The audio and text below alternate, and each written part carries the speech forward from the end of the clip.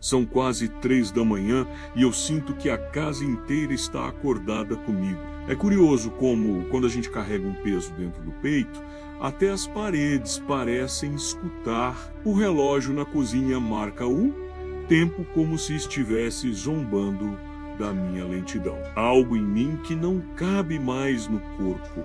Algo que vibra, pulsa, aperta, como se meus ossos fossem frágeis demais para segurar a mente que insiste em se rasgar por dentro. Eu escrevo esta carta porque hoje não sei onde guardar tudo isso. A cabeça virou um quarto escuro e eu ando tropeçando nos móveis invisíveis da memória. A última vez que alguém me viu sorrir de verdade, eu nem lembro quando foi. Às vezes sinto que minha vida se tornou uma daquelas casas antigas, rachadas, onde o vento passa por frestas invisíveis e assusta quem tenta entender da onde o barulho vem. Eu mesmo me assusto comigo. Hoje, ao acordar, senti que não tinha acordado de verdade. Abri os olhos, mas parecia que ainda havia uma névoa entre eu e o mundo. Acordar virou um esforço físico. Ser eu virou um esforço físico. O café esfria na mesa, como se estivesse me imitando. A verdade é que eu não sei mais onde começou a ruína dentro de mim. Se foi naquele dia que não recebi a ligação que esperava, ou no dia que recebi uma ligação que nunca quis atender, ou no dia em que percebi que o silêncio entre eu e o espelho era mais confortável que qualquer conversa. Eu existo menos, mas é como se fosse por teimosia. Minha mente tenta gritar e ao mesmo tempo tenta se esconder. É como se uma chuva tivesse se instalado permanentemente dentro do peito. Se alguém algum dia abrir esta carta, talvez encontre aqui não respostas, mas minhas ruínas espalhadas. Eu não sei dizer quando comecei a quebrar. Talvez quando ainda era criança e aprendi que algumas dores a gente engole porque não tem outra escolha. Talvez quando descobri que o mundo não entende quem sente demais. Eu sempre senti demais. E ninguém nunca soube o que fazer comigo. Lembro de quando perdi meu avô. Eu era pequeno, mas ouvi minha mãe dizendo no quarto ao lado: ele era forte demais para pedir ajuda. Essa frase me marcou como um ferro quente marca o gado. Forte demais para pedir ajuda. Como se pedir ajuda fosse sinal de fraqueza. Eu cresci acreditando nisso. Cresci aprendendo a sufocar sentimentos, a engolir choques, a me calar diante do desamparo. Cresci achando que ser discreto com a própria dor era um ato de coragem. E veja onde isso me trouxe. Meu peito virou um cemitério de versões de mim que eu abandonei, sem ao menos me despedir. Todas elas estão amontoadas em algum canto da memória, pedindo atenção que eu já não tenho forças para dar. Às vezes lembro da primeira vez que alguém me disse: "Você é forte, cara.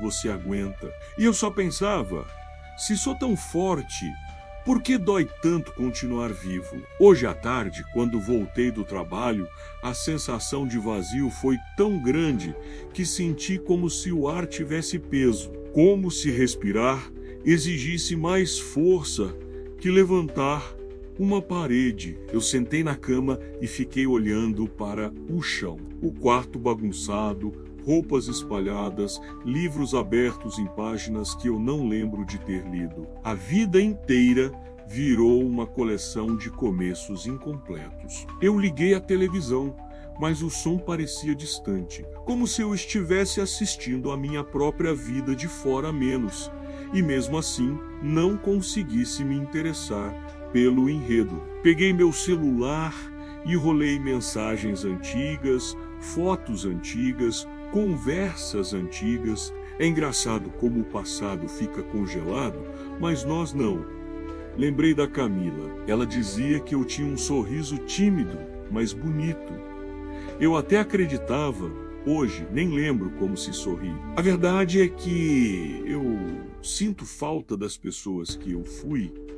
Falta, mesmo uma falta que dói mais do que lembrar de quem eu perdi. Eu deveria ter falado com alguém. Eu sei, mas como explicar um buraco que nem eu entendo? Como explicar que a mente às vezes falha como uma lâmpada antiga piscando até queimar? Como dizer que o coração, mesmo batendo, pode estar cansado? As pessoas não entendem quando a dor não tem forma. Quando ela não vem com uma história clara, quando ela apenas existe, se arrasta, cresce como mofo nas paredes da alma. Eu tinha medo de dizer, eu não estou bem. Medo de parecer fraco, medo de incomodar, medo de ser rejeitado.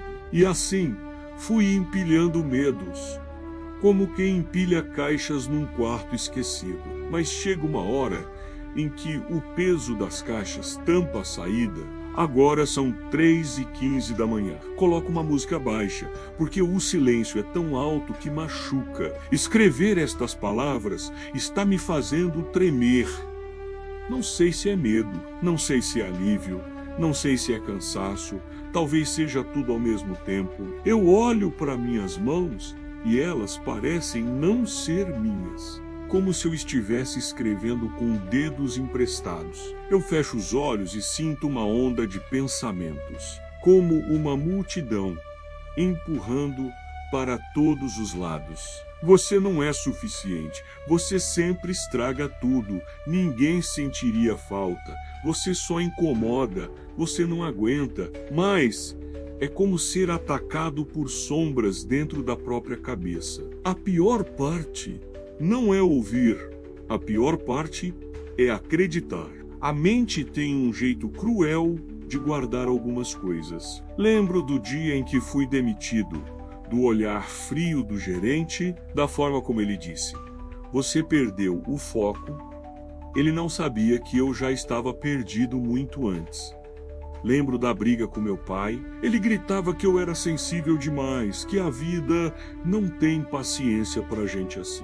Eu queria ter dito que eu não escolhi sentir tanto, mas eu fiquei calado, como sempre. Lembro de quando Camila foi embora, ela disse que não conseguia lidar com meus silêncios. Eu queria ter explicado que meus silêncios gritavam, mas ela não teria entendido. Tudo ficou acumulado dentro de mim, uma pilha de coisas não ditas que apodreceu com o tempo. Houve um momento hoje no fim da tarde em que eu simplesmente deitei no chão do quarto, não por drama, por desespero mesmo. Fiquei ali, olhando para o teto enquanto uma sensação dizia: acabou.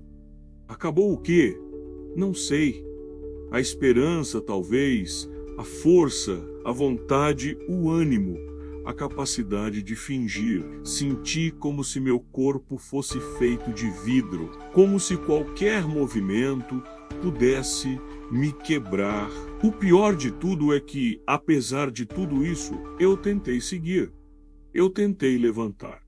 Eu tentei respirar. Eu tentei existir. Mas existir começou a doer. Se alguém algum dia ler isto, talvez pense que eu desisti cedo demais ou tarde demais.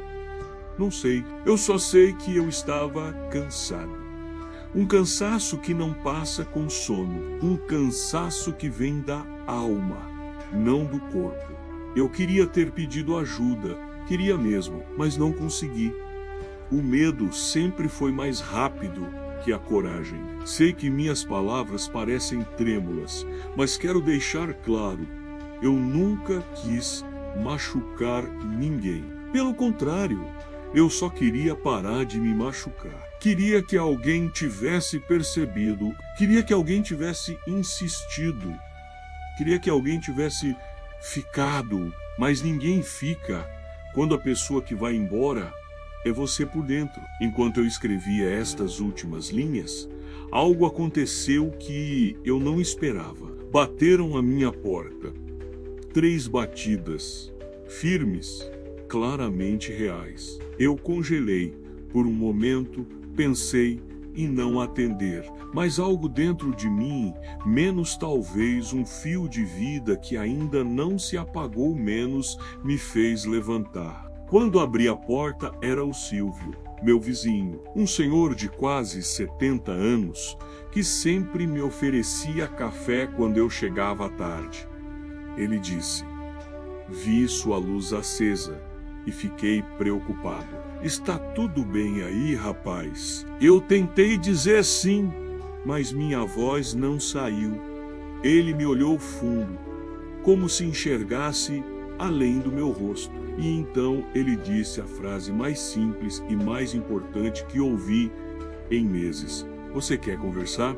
Essa pergunta tão pequena, tão leve, tão humana, caiu sobre mim como um desabamento silencioso. Eu chorei, chorei de soluçar, chorei como criança, chorei o choro engasgado de anos. Silvio não disse nada, apenas sentou comigo, apenas ficou, apenas escutou. E pela primeira vez em muito tempo, eu percebi que eu ainda existia, que alguém me via, que alguém me escutava. A dor não sumiu, o vazio não sumiu. Mas pela primeira vez, ele foi dividido. E quando a dor é dividida, ela pesa menos. Agora são 5 da manhã, a luz do dia começa a aparecer pela janela. Não estou bem ainda, nem perto disso. Mas também não estou sozinho. Guardei esta carta numa gaveta. Não para ser minha última, mas para ser a última que escrevo desse lugar escuro. Talvez amanhã eu busque ajuda de verdade. Talvez eu conte a alguém, talvez eu tente começar de novo. Eu ainda tenho medo, muito medo. Mas medo não é sentença. E enquanto escrevo isso, sinto algo que não sentia há muito tempo: possibilidade. Não esperança ainda não, mas possibilidade. A possibilidade de que, talvez, eu não precise carregar tudo sozinho. A possibilidade de que minha história não termine aqui. A possibilidade de que existir ainda valha menos, nem que seja só um pouco. Eu fecho os olhos e respiro fundo. A noite foi longa, mas eu ainda estou aqui. E por enquanto, isso é o suficiente.